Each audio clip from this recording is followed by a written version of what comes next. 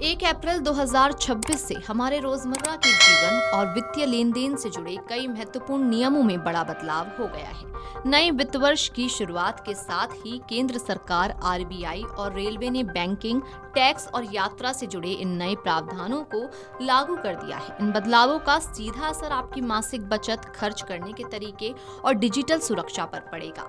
जहां एक और रेलवे ने टिकट कैंसिलेशन के नियम में बदलाव किया है, वहीं हाईवे पर सफर करना और एटीएम से बार बार पैसे निकालना अब महंगा साबित हो सकता है। इसके अलावा पैन कार्ड की सुरक्षा और इनकम टैक्स भरने की प्रक्रिया को भी पहले से ज्यादा ट्रांसपेरेंट और डिजिटल बनाया गया है। इसलिए आइए इन सभी बड़े बदलावों के बारे में बात करते हैं और जानते हैं कि आम जनता की जेब पर इन बदलावों का क्या असर होने वाला है।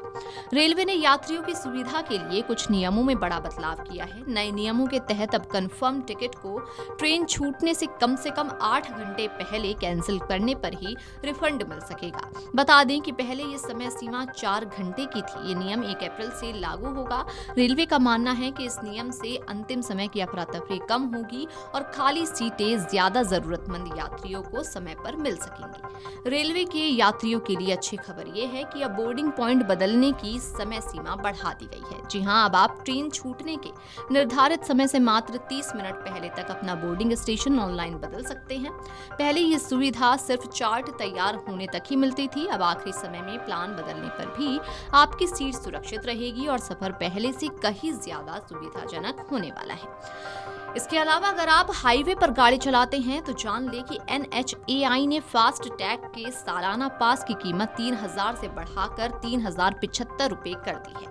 इसके अलावा अब टोल प्लाजा पर कैश से भुगतान की सुविधा पूरी तरह से खत्म कर दी गई है। अब आपको अनिवार्य रूप से फास्ट टैग, UPI और QR कोड के जरिए ही डिजिटल पेमेंट करना होगा। कैश की जिद करने पर अब भारी जुर्माना या दोगुनी फीस भरनी पड़ सकती है। ये नियम भी आज से लागू हो रहा है। पैन कार्ड की सुरक्षा बढ़ाने के लिए अब सिर्फ आधार कार्ड से काम नहीं चलेगा। नए नियम के तहत अब आवेदन के समय voter ID, driving licence, passport या 10वीं की मार्कशीट जैसे बाकी डॉक्यूमेंट्स देने पड़ सकते हैं।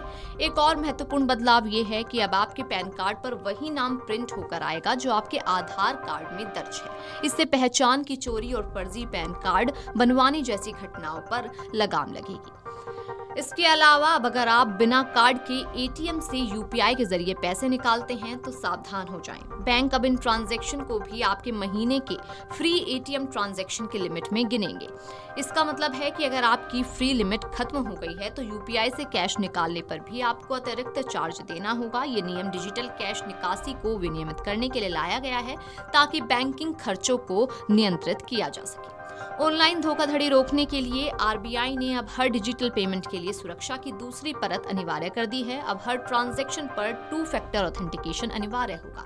यानी अब OTP के साथ साथ आपको पिन, बायोमेट्रिक और फेस ID का इस्तेमाल करना पड़ सकता है। हालांकि UPI में पिन और सिम बाइंडिंग के कारण ये सुरक्षा पहले से मौजूद है, लेकिन अब बाकी डिजिटल वॉलेट और पेमेंट गेटवे पर भी इसे सख्ती से लागू किया जाएगा ताकि आपका पैसा किसी भी स्थिति में सुरक्षित रहे। आज से देश में नया इनकम टैक्स कानून प्रभावी हो गया है, जिसने पुराने जटिल सिस्टम की जगह ले ली है। अब फाइनेंशियल ईयर और असेसमेंट ईयर के भ्रम को खत्म कर सिर्फ एक टैक्स ईयर रखा गया है। टैक्स पेयर्स को बड़ी राहत देते हुए सरकार ने ITR 3 और 4 भरने की आखिरी तारीख को बढ़ाकर 31 अगस्त कर दिया है। इससे छोटे व्यापारियों और प्रोफेशनल्स को अपना टैक्स रिटर्न सही समय पर और बिना किसी दबाव के भरने का मौका मिलेगा। Video desk amarujala.com। अगर आप ये वीडियो YouTube पर देख रहे हैं तो हमारे चैनल को सब्सक्राइब कर बेल आइकन दबाएं और Facebook पर देख रहे हैं तो हमारे पेज को लाइक करें।